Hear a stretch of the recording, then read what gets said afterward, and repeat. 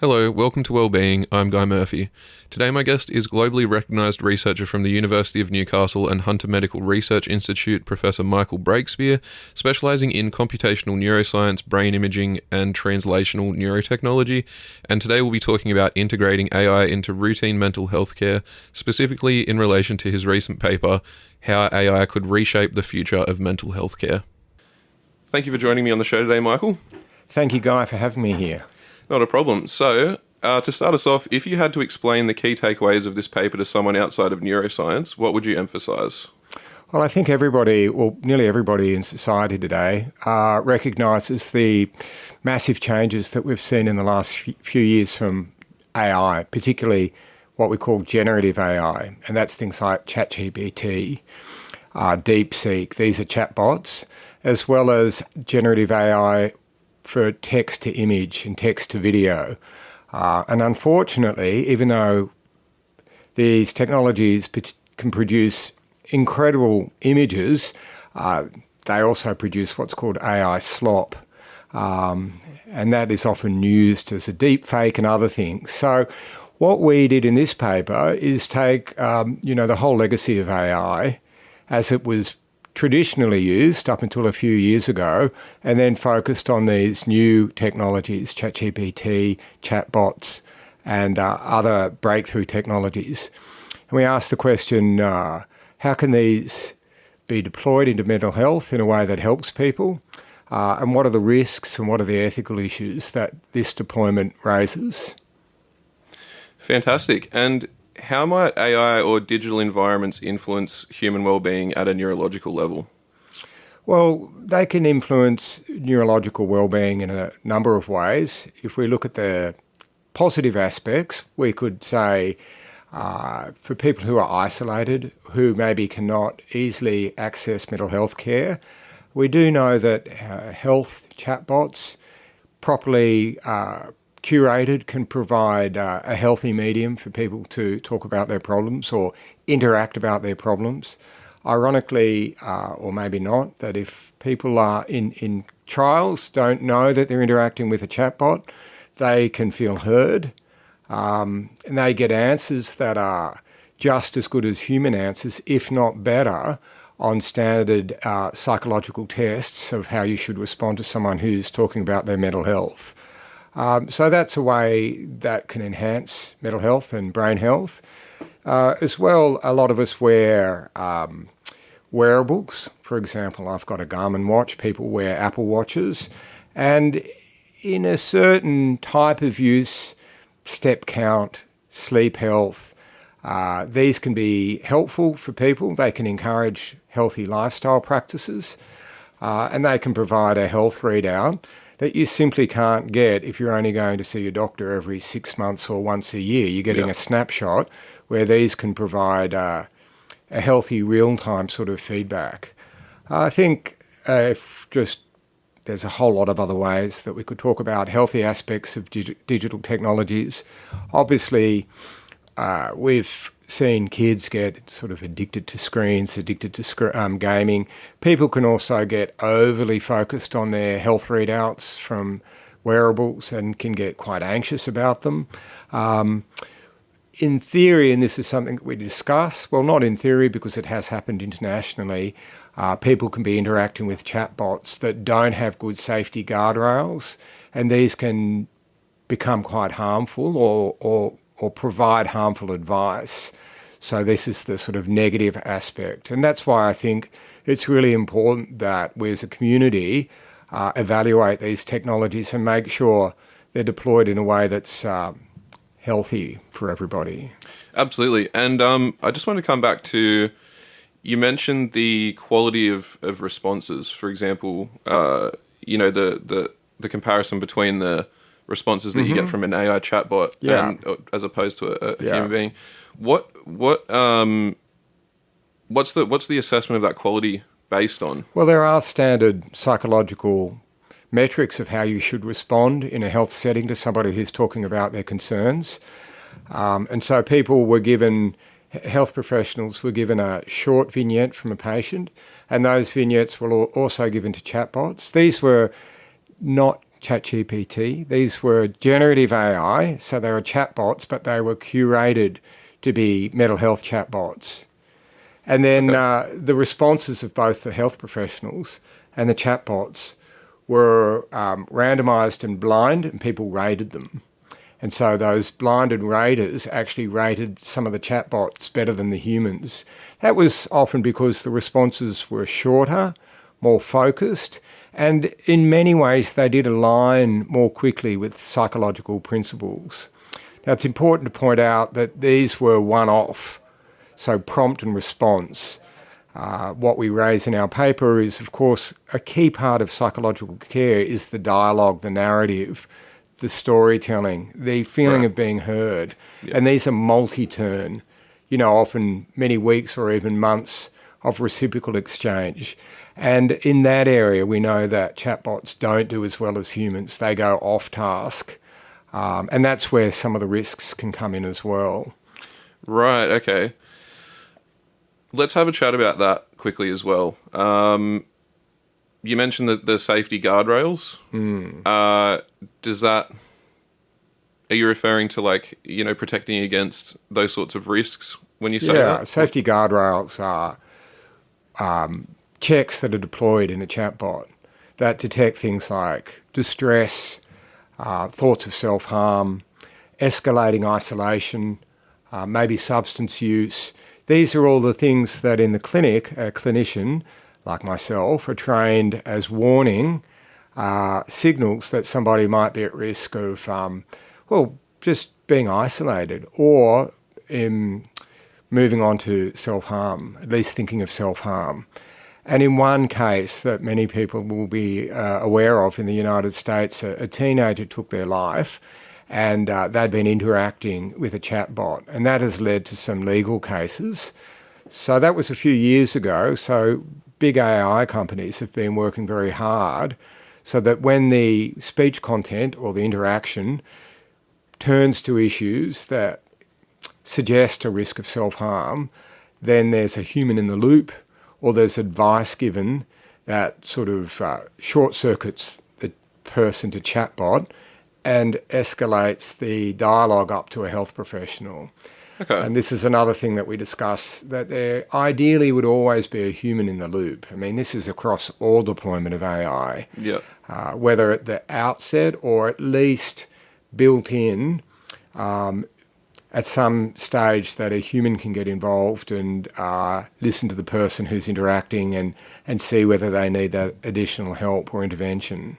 And I just wanted to clarify one other thing as well. You mentioned that you referred to generative AI. Does that mean, an AI bot that, generates something, whether it be an image or a phrase, text or anything like that? Is that? Yeah, I mean, AI falls into many classes. The AI that's been around for years is what you might call discriminative AI. So it's good at checking, noticing patterns. And that is also good in health applications for diagnosis and prognosis. Yep. But a simple example is years ago when you pointed your phone at some friends and it would pick up their faces, that's AI. That's old discriminative AI. Right, okay. But those forms of AI, pattern classification, don't generate anything that is not in the training data. Right, okay. So generative AI is taught with huge amounts of training data, text, the whole internet, basically. Every book that's ever been written and put on the internet, blog posts, Facebook, in some cases, for example. And then hundreds of thousands of images, usually with annotations, like this is a picture of a dog. They learn the statistical space and then they generate new samples that were actually never taught, never seen, like a purple duck drinking a mojito at sunset. Generative AI can produce that. No one's ever seen that, but we can all imagine that. Yeah. And that's the type of AI that's really capturing public attention, I think. Yeah. Okay. Interesting. And moving on, to what extent can AI meaningfully improve mental health care other than working around computational and personnel limitations? Well, we know that people lack access to mental health care in the here and now. There's long wait lists. There's many people in the community who aren't reaching out with their mental health concerns. And there's people as well whose mental health is such that they don't necessarily want to reach out to a human. And so there's a whole area of need there, which is making health advice and access to healthcare more accessible for people in the community. This could be information, it could be accelerating people into human care pathways, or it could even be providing some form of therapeutic interactions without a human necessarily there every other week. What we'd like to see is that it augments, we use this word in the paper, human-based healthcare, and it always has an option for many people in the community who don't want AI involved in their healthcare. So it always gives that option for people to see people. But in many other circumstances, perhaps if you're seeing a therapist once a fortnight, the other week you could interact with a health bot or a mental health bot, and you might even be able to bring a summary of that to your clinician the following week. Or even more frequently, some people actually like interacting in that AI environment. Yep. What we don't want to see, which is a risk, is that AI sort of becomes a gatekeeper, that you have to go through AI to get into a human-based healthcare. Yeah. We already interact with AI 90% of the time when we make a phone call to a utility provider, that there's an AI at the other end of the phone before you get through to a human. Yeah. So it's a matter of getting the balance right, increasing the access, increasing the pathways, but not becoming a gatekeeper. Yeah, absolutely. I mean, it sounds like there's quite a wide variety of potential uses in that regard. There's a huge variety. I mean, in the Hunter, where we are, I think there's a 6 to 12 month wait list to see a psychiatrist. Right. And it's expensive. Yeah. And there's a wait list to see a psychologist, and that's less expensive, but there's still a gap with the Medicare item. And this is where, I think AI could fill in some of the need. I like the example of, providing an outlet for people who are not comfortable sharing those things with a psychologist or a psychiatrist, because I think that is quite a common issue for people. It's a very common issue, and it might just be an icebreaker that allows them to move from no therapy into a therapeutic dialogue, and then maybe into see a human to get that more sort of human touch, if you like. Yeah, absolutely.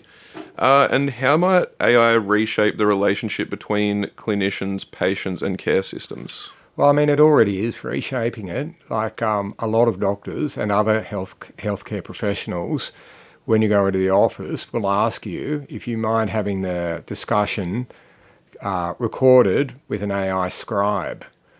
So that means when you finish a consult, there's already a summary of the interaction, which is data protected.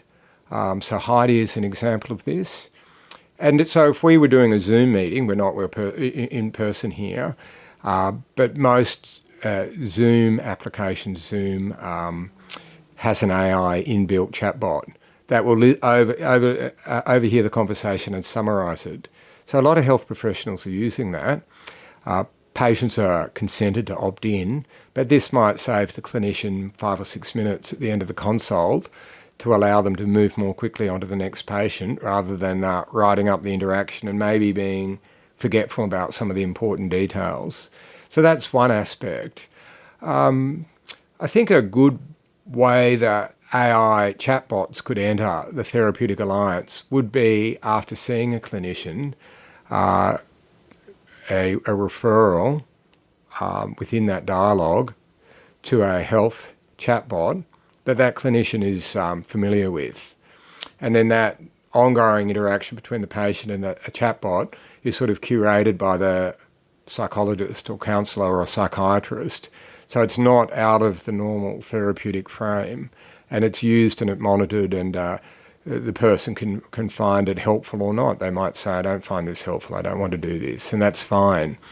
I think the risk is for there to be apps on a phone that aren't really high quality that people just access and begin interacting with, perhaps beneficially to begin with, but it's unclear where that leads to. And one of the red flags is to get FDA approval for an app, you just have to demonstrate that it's not harmful and it's good as another app.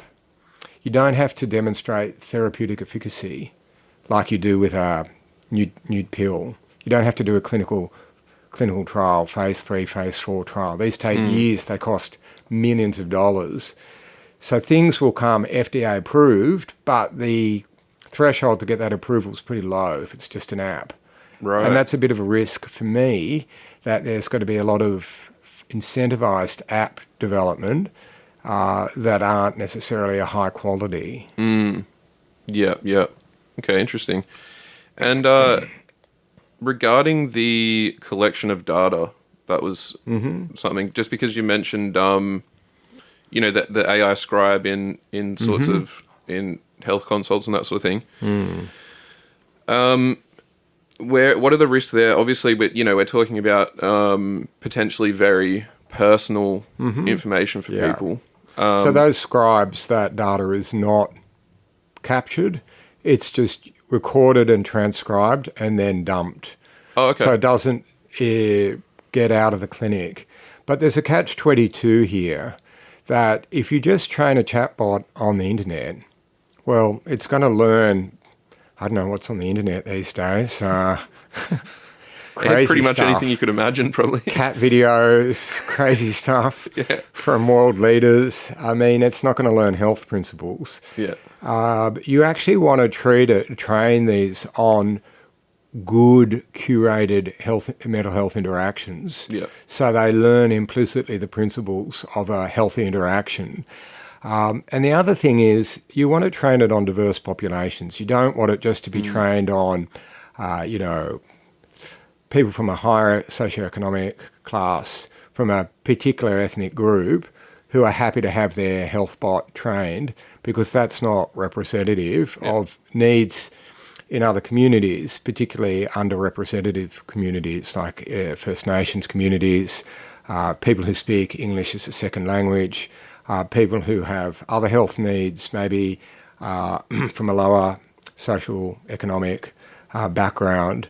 So you actually do want to be able to train the health bots on those dialogues as well, because they become, we're also aware that ChatGPT and other generative AI can learn biased information and can amplify the bias. Some years ago, if you asked DALL-E or Midjourney for a picture of a man, it gave you a white middle-aged man. That's not representative. You could do it 50 times and you'll get 50 white men. I mean, that's just not that's a biased representation. Because it's been trained on images on the internet that are overwhelmingly have in the legacy not being representative of the population. So it's a balancing act, and it's a matter of trust and safety, so that health chatbots can get trained on people who need to use them. Okay, interesting. So there was one thing that I wanted to come back to as well, just from the last couple of minutes, which was, you mentioned the quality of these things, for example, with that FDA approval and that sort of thing.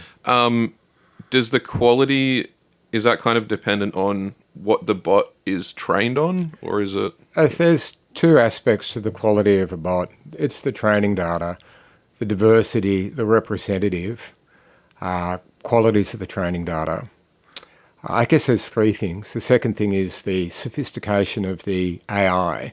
So large language models, which are behind chatbots, became incredibly capable about 4 years ago due to teams of computer scientists and engineers building what's called multi-headed attention units. So these mine text and look at not one word at a time or not one sentence at a time, but whole stanzas at a time. So they're quite remarkable. Okay. So you do need, we know, these advanced large language models. And then the third thing are the rules that are put in there. The first chatbot for mental health was called Eliza.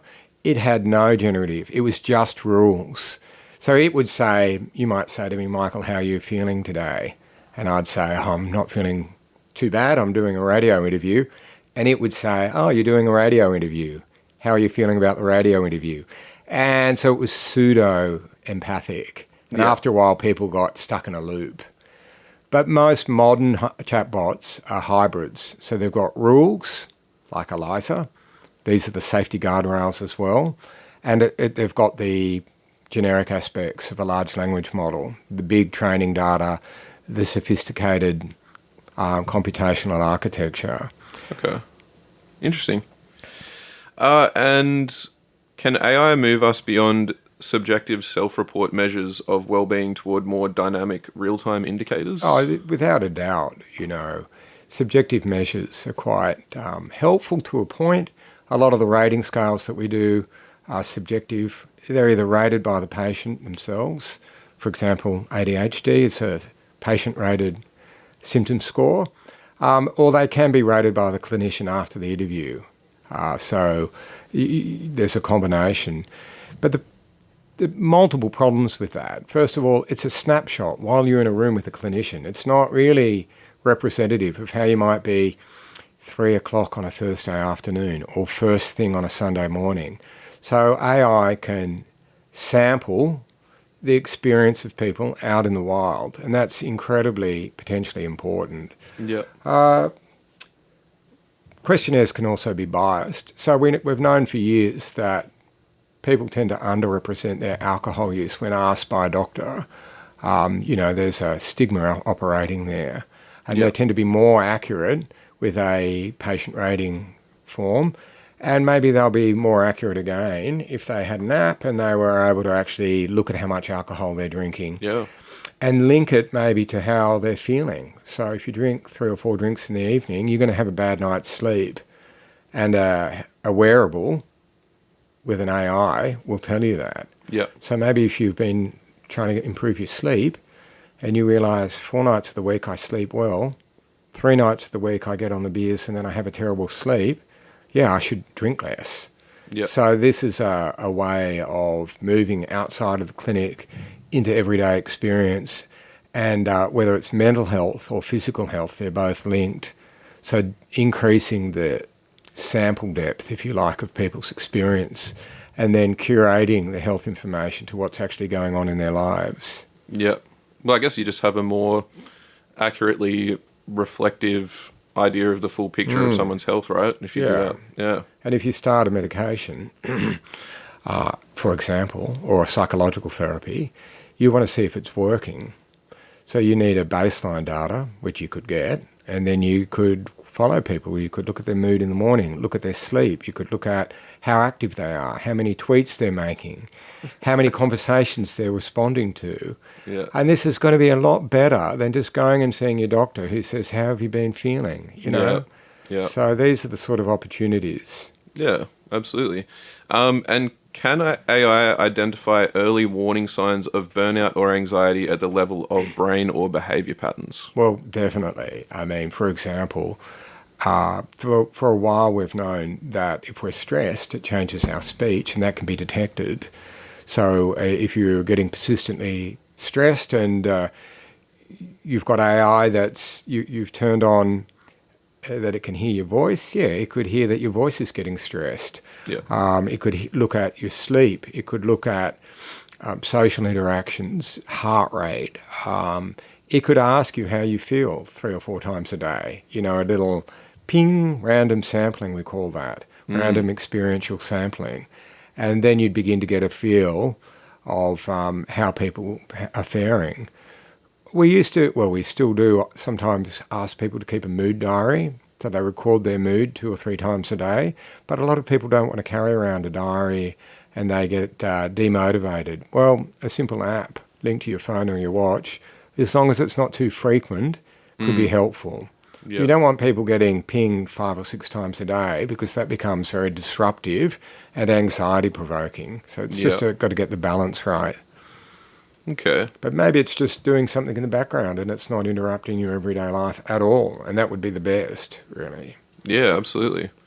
So, you've mentioned wearables a few times. Yeah. So, for example, the Garmin, the Garmin watch that you've got, does that already have an AI? Like, Yeah. so is it one of those? Is it one of the ones that we've discussed, or is it It's Garmin's a own? old-fashioned discriminative AI looking at patterns. Yeah, So, for example, it can tell the difference between me walking, riding, swimming, and classify. That's the old classification of AI. okay, But that's in just about everything that we use. Uh, that doesn't use generative AI. It doesn't have a chat bot built in. So that would have to be another part of the ecosystem. yeah, You is know, when we pop open our laptops, we've got a camera. I mean, yeah, the camera's turned on and we know that facial expression, eye movements, yeah, these all hold indicators of people's mental health well-being. So there would be an example, if you felt comfortable, of allowing AI to sample your daily life yeah, and see how you're going. And maybe, for example, if you've gone on medication for ADHD, it'll be really helpful. It could really detect the difference between you getting distracted, the number of apps you're going on, versus staying focused. It's pretty easy to detect when, not pretty easy, it's possible to have the camera tell you whether you're reading or looking at Facebook. yeah, Very different eye movements. yeah.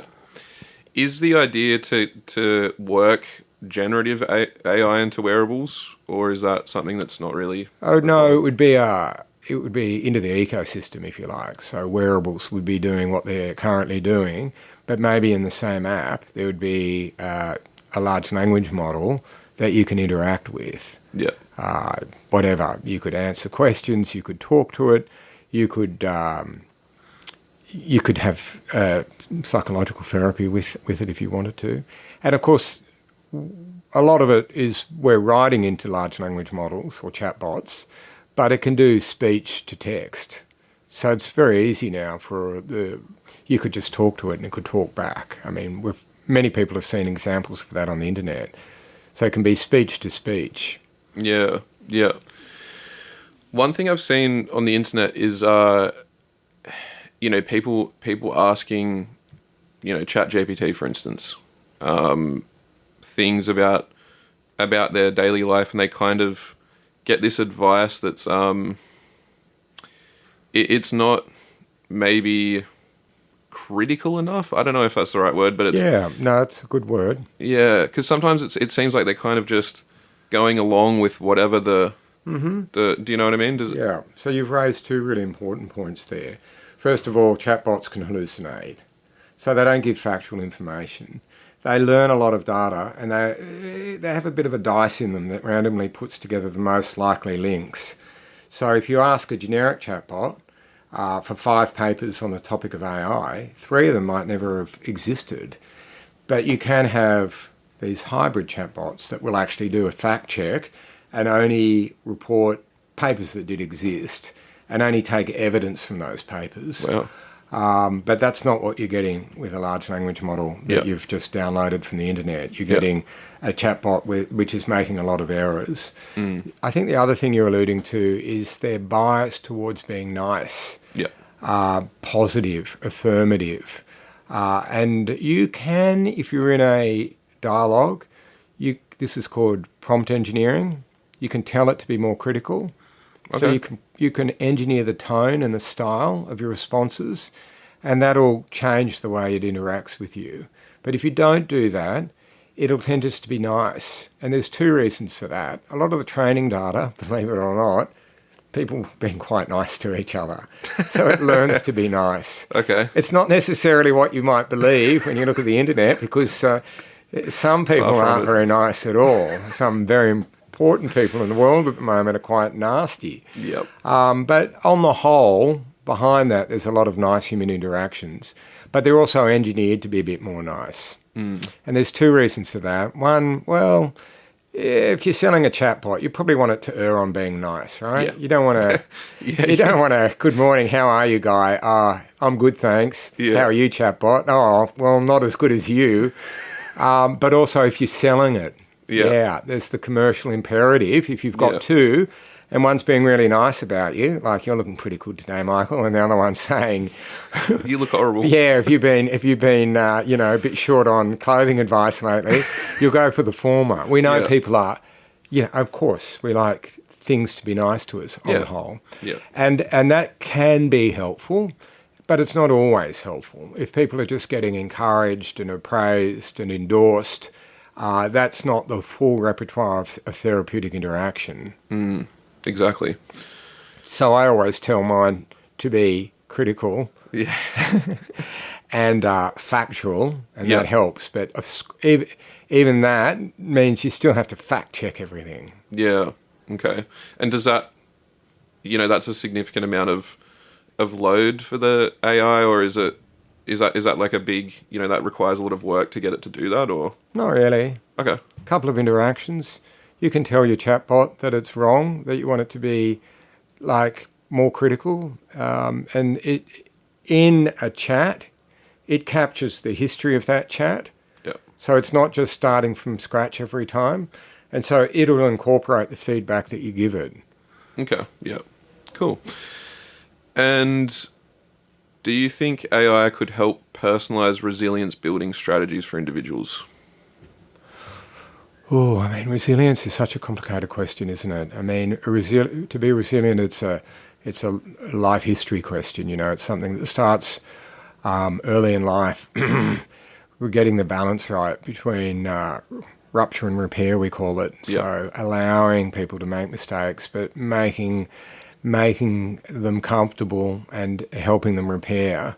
If you get too much rupture and not enough repair, then that's a very harmful way of bringing up.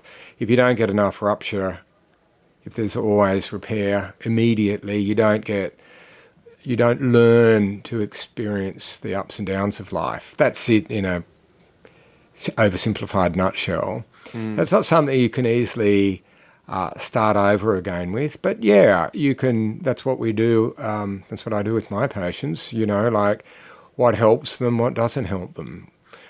This has to be curated to that person's current circumstances. How do they learn to be safe in relationships? How do they learn to be safe in lifestyle choices? How do they unlearn some of the negative filters that people put up, so they see everything as being negative, and this can be harmful for mental health. I don't think AI is a panacea for that. I don't think it's a cure for that, but it could augment proper therapeutic alliance between a clinician and a patient. And then out in the wild, the relationship with the AI has to be balanced as well and not overbearing. Yeah, absolutely. And what would a truly systems-aware AI intervention for wellbeing look like beyond current chatbots or diagnostics? Well, I think we've just got to fill out what is currently there. It's not being deployed. As I said, AI scribes are being used by some mental health clinicians. Diagnostics are built into some decision-making trees that are going on already. But the gap between what we could do with current AI and what we are doing is huge. So I don't think we need to look to the future. I think we just look at the now and see what are the opportunities, and that's what we discussed in the paper. What are the opportunities with maybe a little bit more tweaking, like, as I said before, training them on a rich diversity of the human experience and not 10% of it. But otherwise, I think we've got the technology to do better with AI, to improve people's mental health, to improve access to mental health care. Sounds like it. And is there a risk that AI optimizes for stability at the expense of creativity, variability, or human richness? Well, this is really going outside of the mental health frame. This is looking at AI and how does it impact us. There was a great example. Someone asked ChatGPT to write a poem or a song in the style of Nick Cave and sent it in, and Nick Cave gave this beautifully blistering critique of this heartless, soulless mimic of Nick Cave. Oh, he actually did it himself. He said that himself. Yeah, Nick Cave's got a thing called the red hand files that you can ask him. And he'll respond. And so someone sent him a chatbot poem written by Nick Cave, and I think that summarised the relationship between art and artists and AI. It lacks that richness, and it plagiarises, often quite clearly, and in other cases more insidiously. But what you say is it always harmonises towards the mean, so it doesn't explore the fringes of human experience. So it always, whatever you put in comes out a little bit more homogenous, a little bit more average. And if you put it back in, once again, more average again. And there was a paper a few years ago where chatbots were fed the output of chatbots, and then they just collapsed to nothing.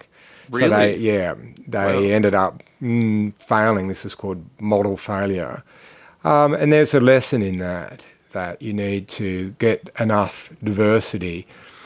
I mean, if you look at well-engineered text, it's standardized text English. If I read it, it doesn't make errors. Sentence structure is usually quite good. It's very generic. Sentences are very similar in length.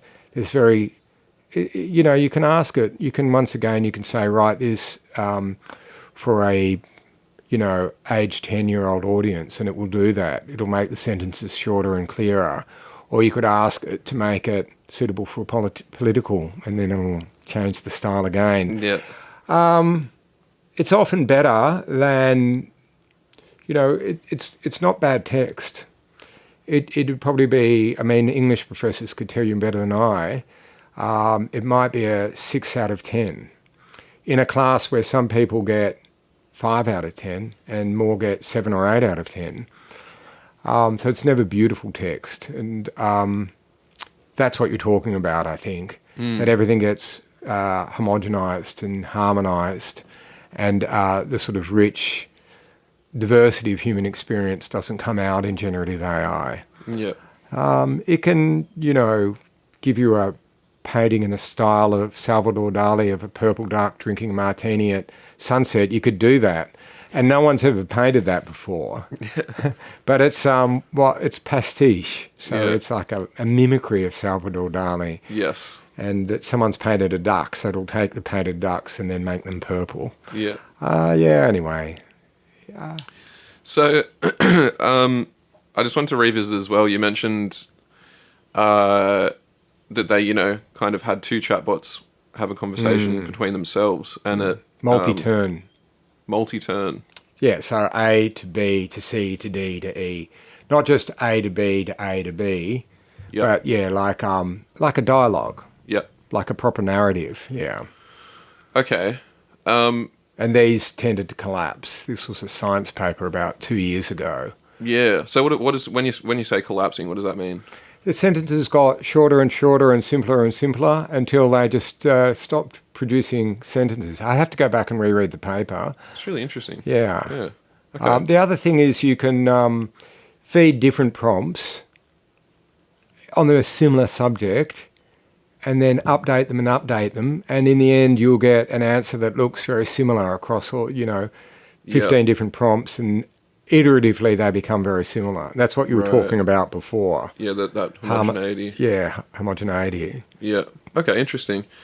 And to finish us up, do you think that AI will ultimately improve or worsen population level mental well-being? I mean, it's got to be yes, right? I think it'll be it has potential to improve.